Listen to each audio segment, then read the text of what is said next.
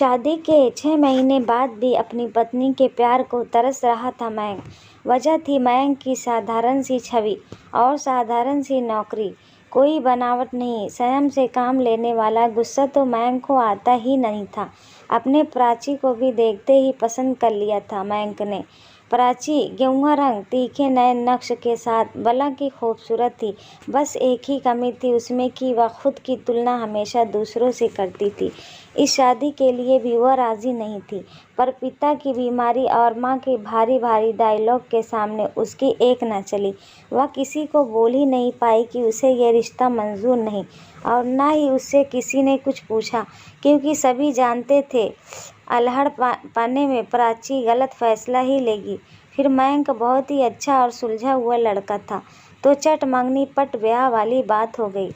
और हद तो तब हो गई जब प्राची की पक्की सहेली की शादी एक बहुत ही अमीर घर में तय हो गई। फिर तो प्राची के जलने की कोई हद ना रही। एक तो शादी के लिए किसी ने उससे कुछ पूछा नहीं, और शादी भी की तो एक मामूली सी नौकरी करने वाले से।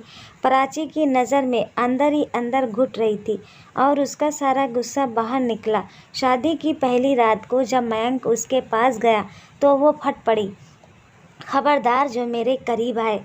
क्या सोचकर तुमने मुझसे शादी की? हाँ, पता नहीं मेरे पिताजी को तुम्हें क्या दिखा। मयंक बहुत ही शांति से उसकी बात सुन रहा था। तो क्या तुमने पूछा नहीं किसी ने? अरे मुझसे पूछते तो मना नहीं कर देती मैं। क्या तुम किसी और से? मयंक के शब्द बीच में ही रह जाते हैं। उसकी बात पर गुस्से से तमतमाती हुई बोलती है प्राची, बस तुम लड़कों की सोच न यहीं तक सीमित है। अरे हम लड़कियों के कोई और अरमान नहीं हो सकते क्या? और कोई वजह नहीं हो सकती क्या? मयंक को अपनी कही बात पर पछतावा होता है। वो माफ़ी मांगता है और कहता है, मैं अपने शब्द वापस लेता हूँ। चलो बताओ क्या बात है? जैसे जीवन साथी की मैंने कल्पना की थी तुम वैसी नहीं हो, ना रूप ना रंग ना पैसा। मैं नहीं मानती इस शादी को। मेरे करीब आने की कोशिश भी मत करना। ये बोल वो करवट बदल कर लेट जाती है और रोते रोते सो जाती है। पर मयंक की आंखों में नींद नहीं होती। पलंग के एक सिराने पर वो लेटा हुआ खुली आंखों से बस छत को देखता रहता है। प्राची के कहे शब्द उसके कानों में घूम रहे थे। कुछ दिन बीत जाते हैं। मयंक हर तरीके से प्राची का दिल जीतने की कोशिश करता है, पर सब बेकार, क्योंकि प्राची ने यह तय कर लिया था कि मयंक को इतना परेशान करेगी कि वो खुद ही उसे छोड़ देगा। घर का माहौल ख़राब ना हो और सास ससुर की नज़र में प्राची की छवि ख़राब ना हो, ये सोचकर मयंक उसे जहाँ वो नौकरी करता था, हालांकि उसकी नौकरी इतनी छोटी भी नहीं थी कि वो प्राची की खुशियों का ख्याल ना रख पाए। बस प्राची की दूसरों से तुलना करने की आदत उसकी गृहस्थी खराब कर रही थी, जिसकी अभी उसे समझ नहीं थी। खैर वो प्राची को लेकर घर आता है। स्वागत है आपका मैडम। वो दरवाजे पर खड़ा बोलता है। 2 कमरे का छोटा सा घर, पर साफ सुथरा, जिसमें ज़रूरत का सारा सामान मौजूद था। प्राची मुंह बना के, स्वागत तो ऐसे कर रहे हो जैसे राजमहल में लेकर आए हो। प्राची की बातें मयंक का दिल तोड़ देती है, पर मयंक हर बार हंसकर टाल देता था। अगले दिन सुबह प्राची आराम से सो रही थी। मयंक, उठो प्राची, मुझे लेट हो जाएगा, जल्दी नाश्ता बना दो। प्राची, मुझसे कोई उम्मीद मत रखो, समझे? मैं नहीं बनाने वाली कोई नाश्ता। ये बोल वो करवट ले लेती है। मन में अब तो पक्का झगड़ा होगा। मयंक हंसकर, कोई बात नहीं, पहले भी मैं खुद ही बनाता था, अब भी बना लूँगा। बताओ क्या खाओगी? प्राची मन में, किस मिट्टी का बना है ये आदमी, कितना भी कुछ कह दो गुस्सा ही नहीं करता। मयंक, बोलो जल्दी, क्या खाओगी? जहर, प्राची बोलती है। अब जहर तो मुझे बनाना नहीं आता, उसके लिए तो तुम्हें खुद ही मेहनत करनी पड़ेगी। ये बोल वो हंसता हुआ किचन में चला जाता है। प्राची झल्ला जाती है उसकी बात पर वो उठती नहीं है। कुछ समय बाद मयंक वापस आता है। मैंने तुम्हारे लिए भी नाश्ता बना दिया है। ओके, ये बोल वो जल्दी से उसका माथा चूम लेता है और बाय करके चला जाता है। ये सब इतनी जल्दी होता है कि प्राची को कुछ समझ नहीं आता। आज मयंक ने पहली बार उसे छुआ था। एक मीठा सा एहसास उसके अंदर दौड़ गया, पर जल्दी ही फिर से वही सब उसके दिमाग में घूमने लगता है। वह उठती है और नहाकर तैयार हो जाती है। बाहर आकर देखती है टेबल पर नाश्ता रखा हुआ था और साथ में एक चिट्ठी भी। वो चिट्ठी पढ़ने लगती है। हाँ, अब तो उठ गई ना। तुम्हारे तकिए के नीचे कुछ पैसे रखे हैं। घर पर बैठकर बोर होने की ज़रूरत नहीं है। पास में ही मॉल है, वहाँ जाओ और जिस चीज़ की ज़रूरत हो वो ले आओ। शाम को जल्दी आ जाऊँगा। तुम्हारा मैंग। चिट्ठी पढ़कर हल्की सी स्माइल आ जाती है उसके चेहरे पर और वो चली जाती है। बाहर मॉल में घूमते हुए उसकी नज़र अपनी सहेली रूपाली पर पड़ी। उसने आवाज़ लगाई, रूपाली। रूपाली को देखते ही उसकी आंखें फटी रहेगी। महंगी साड़ी, गहने, क्या ठाठ थी रूपाली की। रूपाली उसको देखकर खुशी से अपने गले लगा लेती है। तू यहाँ कैसी है तू? बहुत सुंदर लग रही है। प्राची होश में आते हुए, अच्छी हूँ तो तू पहचान में भी नहीं आ रही। इतने में हैंडसम सा लड़का रूपाली के पास आकर, मुझे नहीं मिलाओगी अपनी सहेली से? प्राची, ये है मेरे पति। अब तो प्राची के जलने की कोई सीमा नहीं रही थी। रूपाली का पति बिल्कुल वैसा था जिसकी कल्पना कभी प्राची ने की थी। बस अब तो उसे मयंक पर और भी गुस्सा आने लगा था, पर उस पर से रूपाली के पति का रूपाली के लिए बेहिसाब प्यार आग में घी डालने का काम कर रहा था। वो प्राची के सामने ही उसको ज्वेलर्स की दुकान पर ले गया और रूपाली के मना करने के बावजूद भी उसके गले में सोने की चैन पहना दी थी। मन में कितनी लकी है रूपाली। और एक मैं, हाँ बस 10,000 रुपये दे दिए, जाओ शॉपिंग कर लो।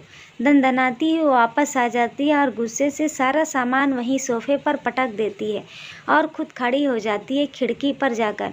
कुछ समय बाद मयंक आता है। खिड़की पर खड़ी प्राची पर नज़र जाती है। गुलाबी रंग की साड़ी में वो कहर ढा रही थी। दिल मचल उठा था मयंक का। वो धीरे से उसके पीछे जाता है और उसके बालों में गजरा लगाने लगता है। अचानक से हुई इस हरकत से प्राची संभल नहीं पाती। वह पीछे पलटती है तो मयंक को खुद के बेहद करीब पाती है। गजरा लगाकर मयंक उसको आईने के सामने ले जाता है और पूछता है, कैसा लगा? गुस्से से अपने बालों से गजरा निकाल वो कूड़े में फेंक देती है। मयंक उसकी तरफ हैरानी से देखता है। ये लाए हो तुम मेरे लिए? इतना मामूली सा तोहफा। खैर, मैं क्यों शिकायत कर रही हूँ, जबकि मुझे पता है इससे ज़्यादा देने की औकात नहीं है तुम्हारी। उसका एक लफ्ज़ मयंक का सीना छलनी कर रहा था, पर भी प्राची का चेहरा अपने दोनों हाथों में लेकर, क्या हुआ है प्राची? क्यों तुम हर समय ऐसा व्यवहार करती हो मेरे साथ? मैं तुमसे बहुत प्यार करता हूँ। मैं वो लाऊंगा तुम्हारे लिए जो जो तुम्हें चाहिए। दिन रात मेहनत करूँगा, तुम्हारा हर सपना पूरा करूँगा। बस तुम अपने दिल से थोड़ी सी जगह दे दो मुझे, थोड़ा सा प्यार दे दो प्लीज़। ये बोल वो प्राची को अपने सीने से लगा लेता है, पर प्राची उसको दूर धकेल देती है। नहीं चाहिए मुझे तुमसे कुछ भी। दम घुटता है मेरा इस घर में, इस रिश्ते में। आज़ाद होना चाहती हूँ मैं तुमसे। तलाक चाहिए, बोल दे सकोगे? उसकी बातों से मयंक की आंखों में आंसू आ जाते हैं। दिल बुरी तरह टूट जाता है उसका। ठीक है, अगर तुम्हारी यही इच्छा है तो यही सही। बस मुझे थोड़ा टाइम दो, जल्दी ही मैं तलाक के पेपर तैयार करवाता हूँ। ये बोल वो घर से बाहर चला जाता है और प्राची वहीं बैठ रोने लगती है। दिन बीत रहे थे। मयंक अब प्राची से बहुत कम बात करता था, बस उतनी जितनी ज़रूरत हो, और ना ही प्राची कोशिश करती थी कभी उससे बात करने की। सुबह जल्दी उठ नाश्ता बना देती थी, मयंक भी चुपचाप खा लेता और ऑफिस चला जाता, और रात को देर से आता। बस यही रूटीन हो गया था उसका। एक दिन प्राची किसी काम से बाहर गई कि एक रेस्टोरेंट में बैठे रूपाली के पति पर उसकी नज़र गई, जो किसी लड़की के साथ था और दोनों बहुत ही करीब थे। प्राची को तो विश्वास नहीं हो रहा था, ये तो रूपाली के पति, ये ऐसे किसी के साथ। उसका दिमाग काम करना बंद कर देता है। वो उल्टे पैर वापस घर आ जाती है। रात को मयंक आता है तो देखता है कि आज प्राची खोई खोई सी है। बिस्तर पर भी वो करवटें बदलती रहती है। जब मयंक से रहा नहीं जाता है तो वो पूछ ही बैठता है, क्या बात है, कोई परेशानी है प्राची? मन में, इन्हें कैसे पता कि मैं परेशान हूँ? मैं तो कभी कोई बात इनसे नहीं करती। नहीं, कोई बात नहीं है। ये पहली बार था जब प्राची ने मयंक की बात का सीधा जवाब दिया था। ये बोल वो करवट बदल लेती है और मयंक भी, पर दोनों की आंखों में नींद नहीं होती। अगली सुबह मयंक के ऑफिस जाने के बाद प्राची सोचती है एक बार रूपाली से बात की जाए। उसके पास उसके घर का पता था, वो वहाँ के लिए निकल जाती है। उसके घर जाते समय वो उसके लिए एक दो तोहफे ले लेती है, ये सोच कर कि खाली हाथ जाना अच्छा नहीं लगता।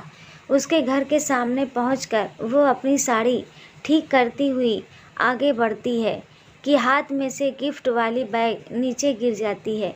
वो उसको उठाने के लिए जैसे ही झुकती है कि उसकी नज़र खिड़की से होते हुए अंदर जाती है। अंदर रूपाली अपने पति पर चिल्ला रही थी, आपके किसी और लड़की के साथ संबंध है, शर्म नहीं आई आपको? अभी उसकी बात पूरी नहीं हुई थी कि एक चांटा उसके मुंह पर पड़ता है।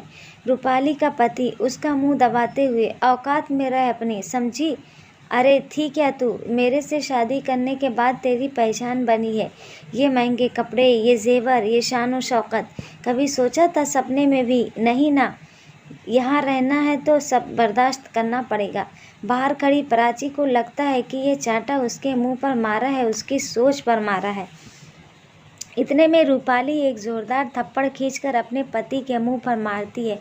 और सारे गहने भी, ये रखो अपने गहने अपने पास, मुझे नहीं चाहिए तुम्हारा कुछ भी।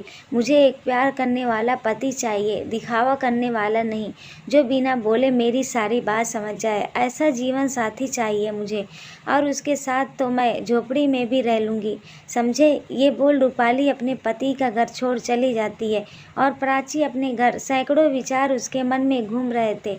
आज एहसास हो गया था उसका कि वो कितना गलत कर रही था। आज मयंक के लिए इज्जत बढ़ गई थी उसके दिल में। आज उसको समझ आ गया था कि जीवन साथी पैसे वाला ना सही, पर प्यार करने वाला होना चाहिए। उसे खुद पर बहुत गुस्सा आ रहा था, आत्मा धिक्कार कर रही थी उसकी। उसने सोच लिया था कि मयंक से अपने किए की माफ़ी मांग लूँगी, उसके बाद मयंक जो भी सज़ा देगा वो भी सह लूँगी। ये सोचते हुए वो घर पहुंच जाती है। आज पहली बार ये घर उसे अपना घर लग रहा था। जल्दी से खाना बनाकर वो मयंक का इंतज़ार करने लगती है। मयंक घर आता है, वो थका हुआ सा सोफे पर बैठ जाता है कि प्राची उसके सामने जाकर पानी। मयंक हैरानी से उसकी तरफ देखता है। इससे पहले कभी प्राची ने उसकी तरफ इतना ध्यान नहीं दिया था। पानी का गिलास ले लेता है। वैसे मेरे पास भी तुम्हारे लिए कुछ है। प्राची एकटक उसकी तरफ देखती है। वो अपने बैग में से तलाक के पेपर निकाल उसके हाथ में रख देता है। प्राची को एक धक्का लगता है। मैंने अपनी साइन कर दिए हैं, तुम भी कर दो और तैयारी करो। कल रात को ही मैं तुम्हें तुम्हारे घर छोड़ आऊँगा और तुम्हें किसी को भी कुछ कहने की ज़रूरत नहीं है। मैं सारा इल्ज़ाम अपने ऊपर ले लूँगा। ये बोल वो कमरे में जाकर लेट जाता है।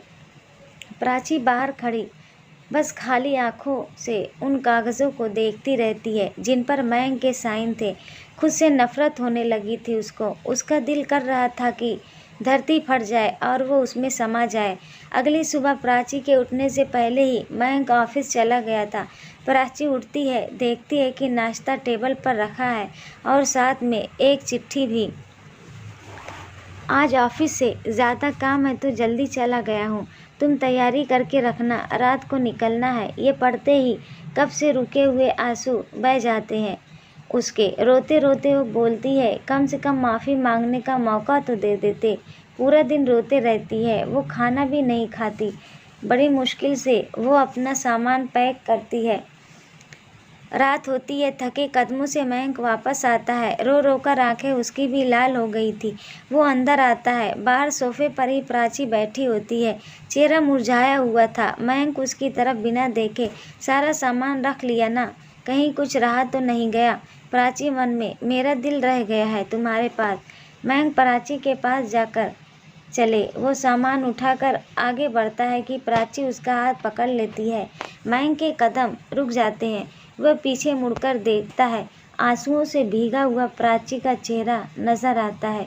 उसको ऐसा देख मयंक के दिल में एक ठिस सी उठती है। क्या बात है, कुछ चाहिए क्या? प्राची का सब्र जवाब दे जाता है। वो रोते हुए उसके सीने से लग जाती है। मुझे माफ़ कर दो प्लीज़, मुझे खुद से दूर मत करो। मुझे समझ में आ गया है कि पैसों से ज़्यादा प्यार ज़रूरी है। मुझे एक मौका दो, मुझे तलाक नहीं चाहिए, नहीं चाहिए। रोने की वजह से उसकी आवाज़ साथ नहीं दे रही थी। उसके आंसू मैंग की कमीज़ को भिगो रहे थे और बेचैन कर रहे थे मैंग को। जिस प्यार का इंतज़ार मैंग इतने दिनों से कर रहा था, वो आज उसको महसूस हो रहा था। उसकी आँखों से भी आंसू गिर रहे थे। वो कसकर प्राची को अपने सीने से लगा लेता है और रोते हुए बोलता है, फिर से छोड़कर जाने की बात तो नहीं करोगी ना, वरना मैं मर। फिर उससे हल्का सा दूर होकर, खबरदार जो दोबारा तुमने ऐसी बात की। मैंग मुस्कुराकर उसकी तरफ देख रहा था। उसको अपनी तरफ एकटक देखता पाकर प्राची शर्माकर अपनी पलकें झुका लेती है। आज सही मायने में मिलन हुआ था, दो जिस्मों का ही नहीं, दो आत्माओं का भी। मैंग के प्यार, सब्र और त्याग की जीत हुई थी आज। दोस्तों, आपको कहानी कैसी लगी कमेंट करके ज़रूर बताइएगा। कहानी पसंद आई तो वीडियो को लाइक शेयर करें और चैनल को सब्सक्राइब करें। वीडियो को पूरा देखने के लिए बहुत बहुत धन्यवाद दोस्तों।